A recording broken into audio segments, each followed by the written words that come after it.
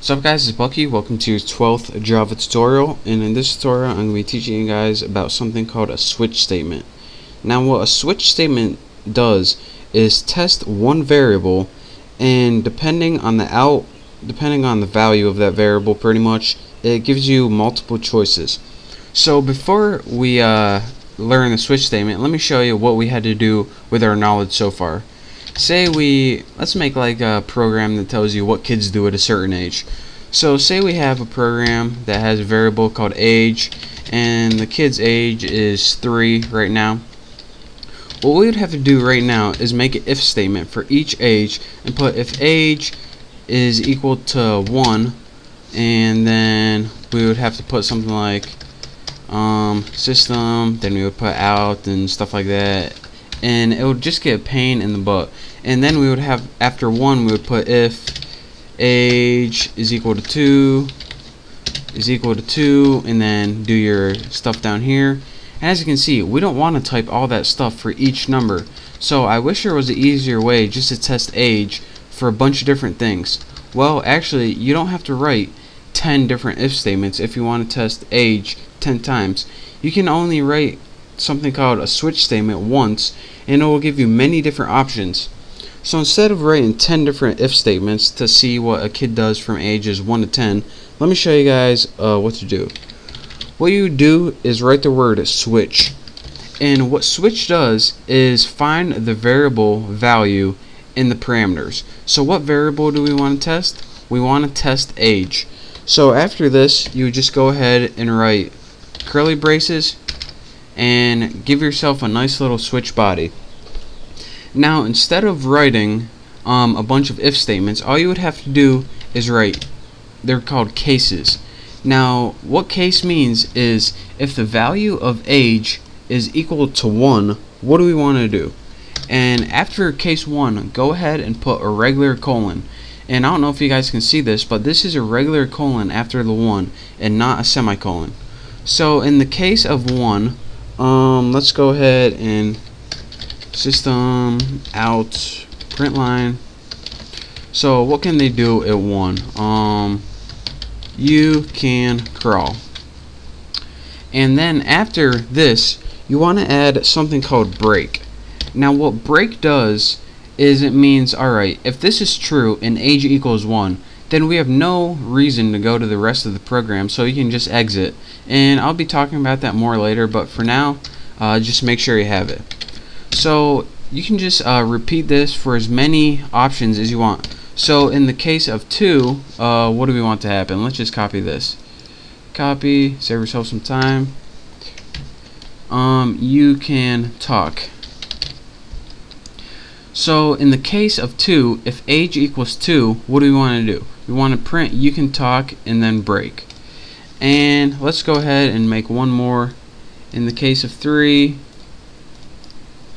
again, using lazy, don't feel like typing at all. In the case of 3, you can get in trouble. And I know I spelled trouble wrong, but just deal with it. So here's what you do. You put switch and then put the variable you want to test the value of. Then you put the values that are possible after the word case. Now after, in the case body, what you do is write, alright, if age is equal to 1, here's what I want you to do. If age is equal to 2, here's what I want you to do. If age is equal to 3, here's what I want you to do. And the last thing you have in every switch statement is something called a default. And to do that, you just write default. And what this does is if none of those values are true, it does a default statement. So let me scroll up a little bit so you can see. And again, you don't need a value for this like default 4, because it already knows, alright, if everything else is false, this is what you're going to do. So that's why you don't need a value. So let's go ahead and write, actually let me go ahead and copy this since I'm lazy. Copy. If default, let's go ahead and write, I don't know how old you are. I don't know how old you are. And of course we have a break at the end of this as well. If I can get it right. Break. So let's go ahead and run this with age equal to 3, and let me show you guys what it does. It outputs you can get in tolerable. and it's supposed to be treble, but I typed it wrong. So, and let me recap. Well, let me show you guys what default does. So if age isn't equal to 1, 2, or 3, say age is equal to 7, and I run this, it says, I don't know how old you are. So let me recap one last time what this switch statement does. A switch statement takes the variable, whatever is in its condition, and tests it.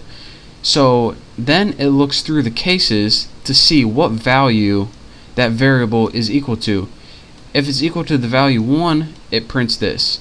If not, it doesn't do it at all. Then it looks if it's equal to the value 2. If it is, it prints this. If not, then it skips this as well. Then it looks if it's equal to the variable 3.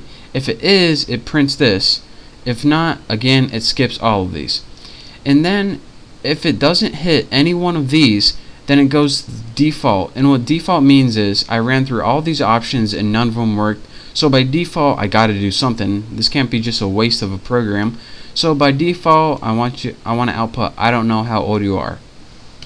So that is how you can use the switch statement to test a single variable for many different values. And this will save you a bunch of time and keep you from writing a bunch of different if statements. And trust me, it's a whole lot easier than writing a bunch of if statements.